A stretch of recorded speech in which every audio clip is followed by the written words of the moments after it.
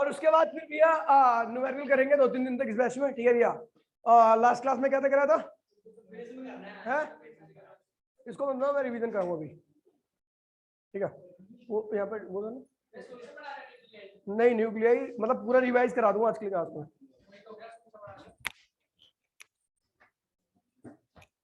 Sorry,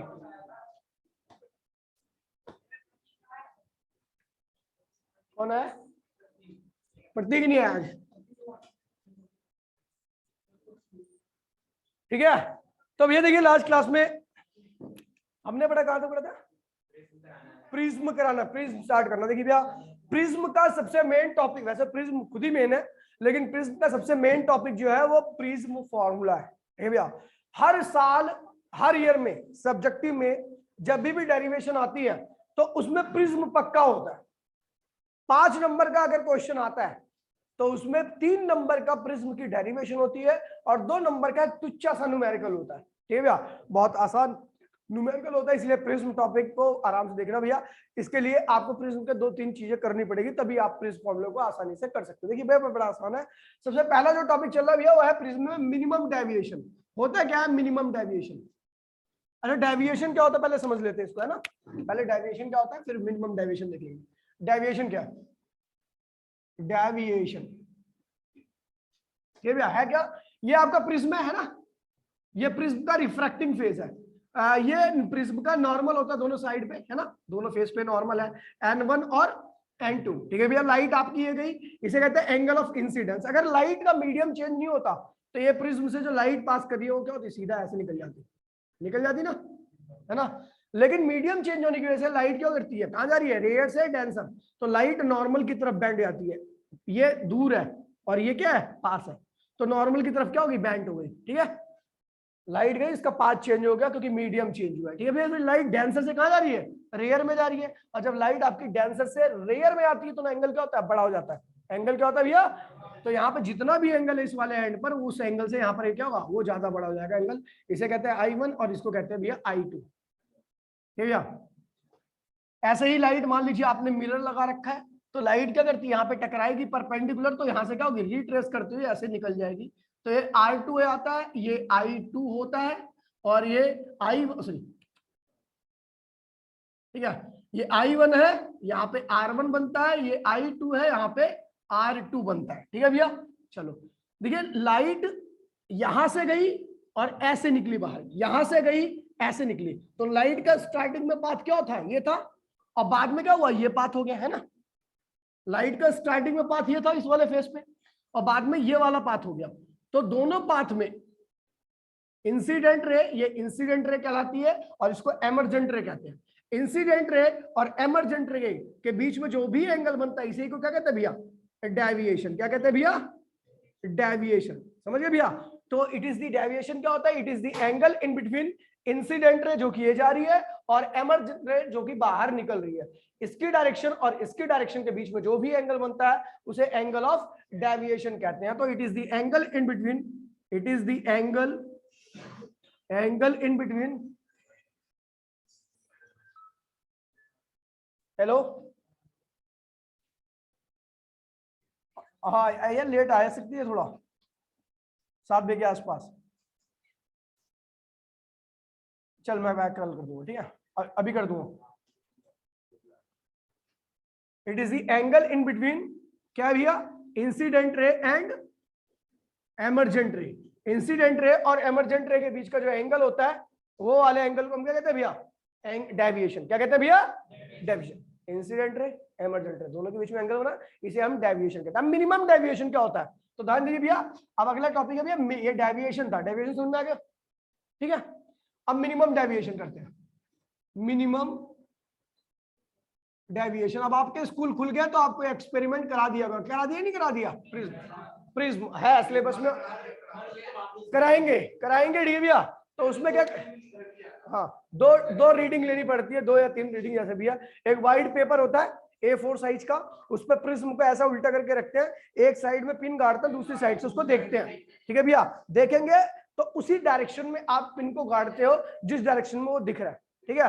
तो वो बिल्कुल ऐसे ही दिखता है, आपको पता है, देखिए जो आपने इस साइड में प्रिज्म लाइन वो मतलब कीले गाड़ी है इस लाइन में, वो आपको इधर से सीधी दिखेंगी, तो आप इधर गाड़ते हो, ठीक है। तो ये इंसिडेंट रे हो गई, और ये अगर इस डायरेक्शन में दिख रहा है, ये कीले इस डायरेक्शन में दिख रही है, तो मतलब इसने रास्ता चेंज किया है ना। तो ये इंसिडेंट रे, ये एमरजेंट रे, यानी आपकी इंसिडेंट रे तो ये यहां से आई, ठीक है भैया, और जो आपको दिख रही है, दिखेगी कौन, जो बाहर निकल के आएगी रे। तो अगर इस डायरेक्शन में दिख रही है तो क्या होगी भैया, एमरजेंट रे होगी। तो इंसिडेंट रे और एमरजेंट रे की डायरेक्शन के बीच में जो एंगल बनता है उसे डेविएशन कहते हैं, ठीक है। अब मिनिमम डेविएशन की बात कर रहा हूं मैं, तो भैया हम देखेंगे 4-5 रीडिंग लेते हैं, हम इस एंगल को बदलते हैं, इस एंगल को बदलते हैं, ये वाला एंगल बदलेंगे तो ये वाला एंगल भी क्या होगा, बदल जाएगा, और ये भी क्या होता है, बदल जाता है। तो 4-5 रीडिंग में हम देखते हैं भैया जैसे जैसे ये एंगल बदलेगा तो ये भी बदलेगा। तो जब सबसे कम डेल्टा की वैल्यू आती है, जब ये एंगल की वैल्यू सबसे कम आती है, डेल्टा की वैल्यू सबसे कम आती है, उसी को क्या कहते हैं भैया, मिनिमम डेविएशन। भैया तो मिनिमम डेविएशन कब होता है, आप देखिए सबसे कम एंगल कब मिलेगा आपको, डेल्टा सबसे कम कब मिलेगा, जब I1 क्या होगा, I2 के बराबर होगा। दूसरा R1 किसके बराबर होगा, R2 के बराबर, जब I1 I2 बराबर है तो R1 R2 तो बराबर होगा ही होगा। तीसरा ये ध्यान रखना, सबसे इंपॉर्टेंट कंडीशन है भैया मिनिमम डेविएशन की कंडीशन, I1 बराबर में I2 मतलब मिनिमम डेविएशन, R1 बराबर में R2 मतलब मिनिमम डेविएशन। दिस रे, इस रे को नाम देता हूं AB, ये जो लाइन गई है ना ये वाली, और ये क्या है, बेस, ये क्या है भैया, बेस। तो ये वाली लाइन और बेस अगर एक दूसरे के पैरेलल है फिर भी क्या है, condition of minimum deviation. If AB parallel to base, AB क्या है भैया, बेस के पैरेलल हो, तब भी क्या है भैया, मिनिमम डेविएशन है। तो ये जब भी 3 कंडीशन आएगी तो ध्यान रखना उस कंडीशन में डेल्टा क्या होगा भैया, आपका मिनिमम होगा। इससे छोटी वैल्यू किसी भी ऑब्जर्वेशन में आपको दिखेगी नहीं एक प्रिज्म के साथ, ठीक भैया। तो आप देखोगे डेल्टा मिनिमम कब होगा, I1 I2 के बराबर। डेल्टा क्या पता लगे ना भैया, इंसिडेंट रे और एमरजेंट रे के बीच में बनने वाला एंगल, ठीक भैया। तो ये एंगल मिनिमम कब होगा, जब दोनों बराबर होंगे, ये बराबर होंगे, या ये वाली लाइन जो अंदर से आ रही है वो इसके क्या है, पैरेलल है, ठीक है। कोई दिक्कत तो नहीं है, चलो भैया कॉपी कर लीजिए। क्लियर है भैया, किसको किसको क्लियर है, ठीक है। तो ये अब हम करें यार भैया प्रिज्म, पहले प्रिज्म फॉर्मूला से डेविएशन कैलकुलेट डेविएशन की कैलकुलेशन भैया। अब कैसे कैलकुलेट करते हैं, तो बड़ा ही आसान तरीका है, चित्र बनाइए, साफ बड़ा सा चित्र बनाया हुआ है, तभी आपका सारा बढ़िया से बनेगा। चित्र शुड बी साफ एंड सुथरा,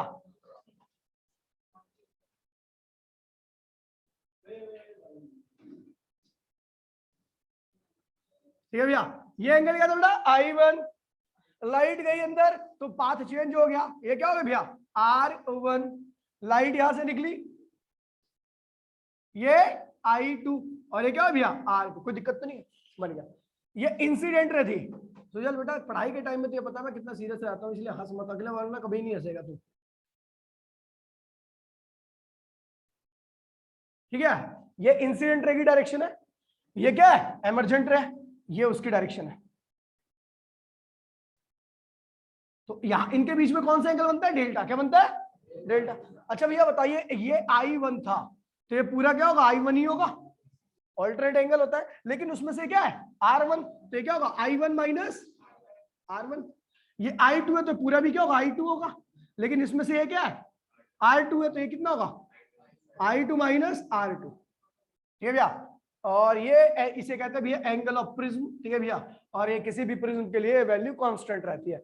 दो चीज कांस्टेंट रहती है प्रिज्म के लिए, एक तो उसका रिफ्रैक्टिव इंडेक्स, और दूसरा भैया क्या है भैया, एंगल ऑफ प्रिज्म। लेकिन अगर आप रिफ्रैक्टिव इंडेक्स को भी हम कांस्टेंट नहीं बोल सकते, वेरिएबल ही बोलेंगे। क्यों, क्योंकि भैया प्रिज्म का बाहर का मीडियम अगर आप चेंज करते रहोगे तो अंदर का रिफ्रैक्टिव इंडेक्स भी क्या होगा भैया, उसके रिस्पेक्ट में चेंज होता रहेगा, ठीक है भैया। तो जो भी कांस्टेंट है प्रिज्म में वो ए है, ठीक है, प्रिज्म के लिए कांस्टेंट रहता है। और बेसिकली हम जो इस प्रिज्म का इस्तेमाल करते हैं वो इक्विलेटरल प्रिज्म होता है। क्या होता है, इक्विलेटरल, साइड टू साइड क्या होनी चाहिए भैया, बराबर होनी चाहिए, नहीं होती है, जिसका हम इस्तेमाल करते हैं कैलकुलेशन में। और एंगल ऑफ प्रिज्म उसके लिए क्या होता है भैया, 60 डिग्री का, चाहे दिया हो या नहीं दिया हो, इक्विलेटरल का मतलब होता है एंगल ऑफ प्रिज्म क्या होगा, 60 डिग्री का होगा, ठीक है। चलो अच्छा ये देखिए भैया, आपको पता है ये R1 है, ये R2 है, ये क्या है, ट्राइंगल है।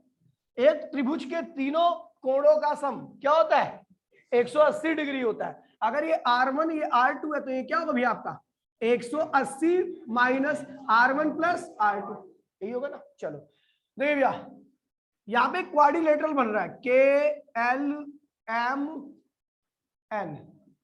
चलो भैया थोड़ा और देखते हैं। ये वाली ये क्या है, ये रिफ्रैक्टिंग सरफेस है, और ये क्या है उसके ऊपर नॉर्मल है N1 है ना, और ये क्या है नॉर्मल है। तो ये रिफ्रैक्टिंग सरफेस पे ये नॉर्मल है, तो यानी ये वाला एंगल कितना होगा भैया, ये वाला एंगल कितना बनेगा भैया, 90 का ही तो बनेगा। अगर ये इसके ऊपर नॉर्मल है तो 90 डिग्री का, नॉर्मल क्या होता है जो 90 डिग्री का एंगल बना है, तो यानी ये पूरा एंगल, ये पूरा एंगल क्या है भैया 90 डिग्री का। ऐसा ही था, ये भी क्या होगा भैया, ये भी नॉर्मल है, तो ये भी क्या होगा भैया आपका 90 डिग्री का एंगल, कोई दिक्कत तो नहीं भैया। चलो अब देखिए मैं बात करता हूँ, तो पहले इसकी बात करता हूँ। आपको पता है डेल्टा क्या है, एक्सटीरियर एंगल है, और ये दोनों क्या है भैया इंटीरियर। इस ट्राइंगल में देखिए, इसको नाम दीजिए O। ये इस ट्राइंगल में जो छोटा सा ट्राइंगल बन रहा है, इसमें डेल्टा क्या एक्सटीरियर है, और ये दोनों क्या है इंटीरियर एंगल है। तो एक एक्सटीरियर एंगल जो होता है वो दो इंटीरियर एंगल के सम के क्या होता है भैया, बराबर होता है। तो लिख देते हैं भैया इन ट्राइंगल, ध्यान दीजिए भैया, इन ट्राइंगल OLN में डेल्टा क्या है एक्सटीरियर एंगल है, जो कि इक्वल होगा दिस प्लस दिस के, यानी I1 minus R1 plus I2 minus R2। कोई दिक्कत तो नहीं है।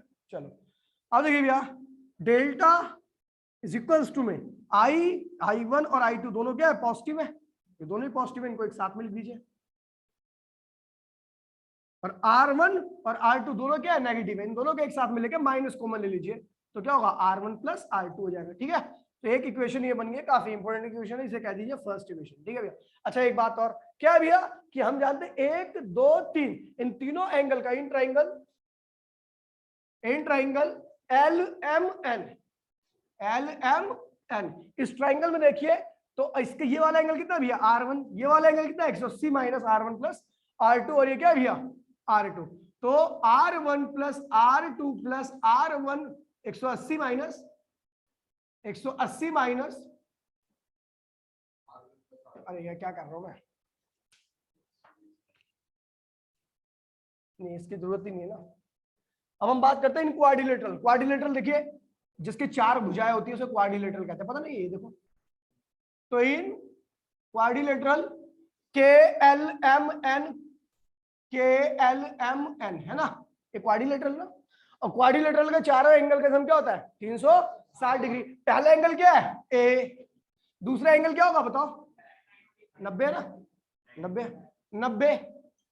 तीसरा एंगल क्या बच्चा है देखो 180 माइनस R1 प्लस R2। चौथा एंगल क्या भैया 90 दोबारा से। इन सबका एंगल क्या कसम क्या आएगा भैया 360 है ना। अच्छा 90 कितना हो गया 180, और 180 और जोड़ दो तो क्या होगा 360, और इधर भी क्या है 360। तो ये क्या हुआ 360 ने इन तीनों को क्या किया कैंसिल कर दिया। तो एक क्वेश्चन क्या हुआ उधर की साइड आ गई, तो क्या हुआ R1 प्लस R2 आएगा। ये बहुत इंपॉर्टेंट इक्वेशन बन के आई है, सेकंड इक्वेशन। इन चीजों को ध्यान रखना क्योंकि इसका इस्तेमाल हम कई जगह पे करने वाले हैं। ठीक है, ठीक है। चलो भैया, तो हमने देख लिया। अब इस A की वैल्यू को R1 प्लस R2 की वैल्यू को हम यहां पुट कर देंगे। ठीक है भैया, on putting the value of R1 plus R2 in first equation, तो क्या होगा भैया आपका डेल्टा इक्वल्स में, ध्यान डेल्टा इक्वल्स में क्या होगा I1 प्लस I2, और इसकी वैल्यू क्या है भैया A के बराबर माइनस A। तो that is the expression for minimum, sorry deviation, minimum नहीं है डेविएशन एक्सप्रेशन। भैया कॉपी कीजिए, क्लियर है भैया सबको।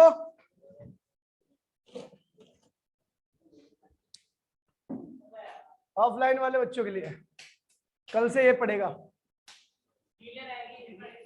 कल कीले लगाऊंगा यहाँ पे, बेसबॉल का डंडा है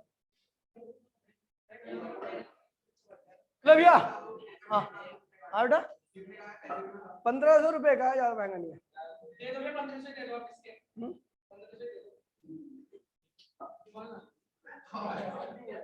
अभी बताता हूँ इसको, मैं बहस पे बहस किया जा रहा है। देखिए भैया, तो अगला भैया प्रिज्म फॉर्मूला, प्रिज्म, और ये ध्यान रखना कब इसको आप डराइव कर सकते हो, केवल मिनिमम डेविएशन की कंडीशन में, only in case of minimum deviation deviation, minimum deviation की कंडीशन में ही आप इसको डराइव कर सकते हो। ठीक है भैया, बड़ा आसान सा फॉर्मूला है।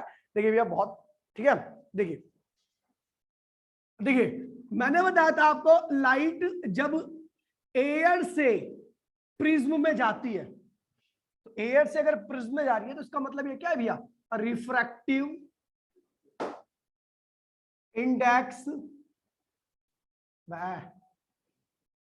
इंडेक्स ऑफ प्रिज्म कहलाएगा, क्योंकि एयर से प्रिज्म में आ रही है। एयर तो मान के चलते हैं हम, उसका रिफ्रैक्टिव इंडेक्स क्या होता है, 1 होता है। तो ये जो रिफ्रैक्टिव इंडेक्स हो बोला जाएगा, वो प्रिज्म का रिफ्रैक्टिव इंडेक्स बोला जाएगा।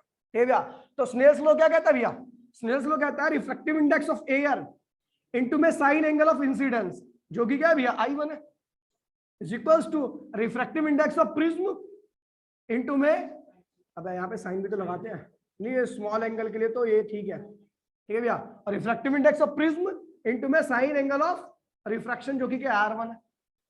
ठीक है, तो अब ये क्या था भैया, ये लाइट कहां से कहां आएगी भैया आपकी, एयर से कहां जा रही है, प्रिज्म के अंदर। तो जिसके अंदर जाती, जिसके मतलब एयर से आ रही है ना, तो एयर वाला क्या होगा, नीचे आएगा। ठीक है भैया, एयर वाला क्या होगा प्रिज्म के, तो प्रिज्म अपॉन में एयर, और ये वाला क्या होगा, इसके नीचे आएगा, तो साइन I1 अपॉन में साइन R1। ठीक है, हो गया। अब इसको क्या लिखेंगे भैया, तो इसको लिखते हैं ये म्यू एयर प्रिज्म। ठीक है भैया, या नॉर्मली म्यू ही लिख देते हैं, और म्यू मतलब होता है रिफ्रैक्टिव इंडेक्स ऑफ प्रिज्म। यहां पर भी इसी का, इसका मतलब भी क्या है, प्रिज्म का रिफ्रैक्टिव इंडेक्स है, क्योंकि एयर के रिस्पेक्ट में बात कर रहा हूं मैं। ठीक है भैया, एयर के रिस्पेक्ट में बात कर रहा हूं, इसको हम ऐसे लिखते हैं म्यू पी अपॉन में म्यू ए। ठीक है भैया, प्रिज्म का मी रिफ्रैक्टिव इंडेक्स, और अपॉन में जिस मीडियम में प्रिज्म रखा गया है, एयर में रखा गया होगा तो एयर का आएगा, या मान लीजिए किसी दूसरे लिक्विड में रखा गया होगा तो दूसरे लिक्विड का रिफ्रैक्टिव इंडेक्स आएगा यहाँ पे। ठीक है, जो अभी जहां पे रखा है मैंने एयर में रखा, तो एयर का रखना, लिक्विड में रख दोगे तो लिक्विड का रिफ्रैक्टिव इंडेक्स आएगा। यहाँ पे हमेशा क्या होगा, प्रिज्म का ही रहेगा। ठीक है, वो किसके बराबर होगा, साइन I1 अपॉन में साइन R1। ठीक है भैया, चलो अब देखते हैं भैया, जब भी हम प्रिज्म फॉर्मूला ड्राइव करते हैं तो कब क्या होता है भैया, उसको कंडीशन क्या होती है भैया, मिनिमम डेविएशन की कंडीशन होती है। ठीक है, तो in case of minimum deviation क्या होता है, I1 इक्वल्स टू में I2 इक्वल्स टू में I, दोनों एंगल क्या होते हैं, बराबर होते हैं, और R1 इक्वल्स टू में R2 इक्वल्स टू में R, ये भी दोनों बराबर होते हैं आपस में। तो फिर क्या हुआ, अब देखिए इसको भी हमने क्या किया, साइन I लिख देंगे क्योंकि बराबर है, इसे भी क्या लिख देंगे, साइन R, है ना, साइन R। ठीक है भैया, ये ऐसा लिख दिया हमने। तो अब देखिए भैया, आप जानते हो A इक्वल्स में क्या था, वी नो, भाई पीछे मैंने किया अभी थोड़ी देर पहले, A इक्वल्स टू में R1 प्लस R2 है ना, तो A इक्वल्स टू में R1 की वैल्यू क्या है, R2 की वैल्यू भी क्या है R, तो क्या होगा 2R इक्वल्स टू में A, तो R इक्वल्स टू में A बाय में क्या हो गया 2। ये भैया R इक्वल्स टू में A बाय में 2 हो गया। और देखिए भैया, अभी मैंने तो एंड ये देखा था I1 plus I2 minus A बराबर में डेल्टा था, पीछे भी ड्राइव किया था, है ना। तो मैं मिनिमम डेविएशन है, डेल्टा यहाँ पे क्या है, मिनिमम है, डेल्टा क्या है यहाँ पे, मिनिमम है। तो in case of delta minimum, जब डेल्टा क्या हो भी आपका मिनिमम होता है, तो I1 I2 क्या होता है भी आपस में दोनों बराबर होते हैं। तो देन ये भी I माइनस A, और ये क्या है डेल्टा, इसके केस में क्या है, मिनिमम है, क्या है, मिनिमम है। तो ये क्या होगा, I2I हो जाएगा, A को उधर लिया होगा तो डेल्टा मिनिमम प्लस A हो जाएगा, तो I की वैल्यू क्या होगी, delta minimum plus A upon में क्या हो गया भैया 2, ये I की वैल्यू है, ये I की वैल्यू है, और ये क्या है भैया R की वैल्यू आ गई। तो हम प्रिज्म फॉर्मूला को क्या लिखे, देखो प्रिज्म फॉर्मूला क्या है, refractive index of prism, refractive index of जिस मीडियम में रखा गया है, जिस मीडियम में रखा गया है, बराबर में क्या होगा भैया आपका साइन I, और I की वैल्यू क्या रखी भैया, डेल्टा मिनिमम M लिख देता हूं, ठीक है समझ जाना, delta M plus A upon में क्या आ रहा है 2, अपॉन में साइन क्या है भैया, साइन R है, R की वैल्यू क्या रखी है A बाय में साइन A बाय में 2, that is the prism formula. ये क्या है भैया आपका प्रिज्म फॉर्मूला, बहुत ज्यादा इंपॉर्टेंट, पहले बता दे रहा हूं भैया, 3 नंबर की डेरिवेशन सीधी सीधी एज इट इज आती है। मैं खैर मैंने अभी आपको समझाने के लिए इतना एक्सटेंड कर रखा है, बाद में जब दूसरी बार अगर कराऊंगा ना तो बड़ा ही शॉर्टकट में हो जाएगा। ठीक है, शॉर्टकट में जाएगा, बस आपको ये याद रहना चाहिए और ये रिलेशन याद रहना चाहिए वाला। ठीक है, बाकी हमें मिनिमम डेविएशन में I1 I2 आपस में बराबर पता ही है, स्नेल्स लॉ क्या होता है भैया, refractive index equal to sine I upon में साइन आर। तो यहां से आई की वैल्यू ये निकल आई, यहां रख देना, और आर की वैल्यू ये निकल आई, यहां रख देना। समझ गए? तो वहां से भी निकल आएगा सीधा सीधा, लेकिन मैंने अभी आपको पूरे डिटेल में करा रखा है इसको। ठीक है, कॉपी कीजिए भैया।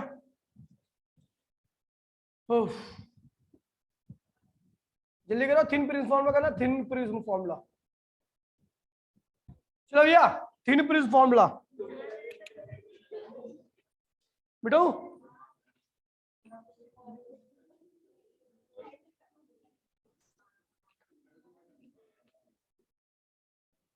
देखिए भैया, जब भी मैं थिन प्रिज्म फॉर्मूला की बात करूंगा तो आप जो भी एंगल्स इन्वॉल्व है वो सब के सब क्या होंगे, बहुत छोटे होंगे। ठीक है भैया, तो थिन प्रिज्म फॉर्मूला आप जब भी निकाल सकते हो, थिन प्रिज्म फॉर्मूला आप जब भी निकल सकते हो जब ऑल एंगल्स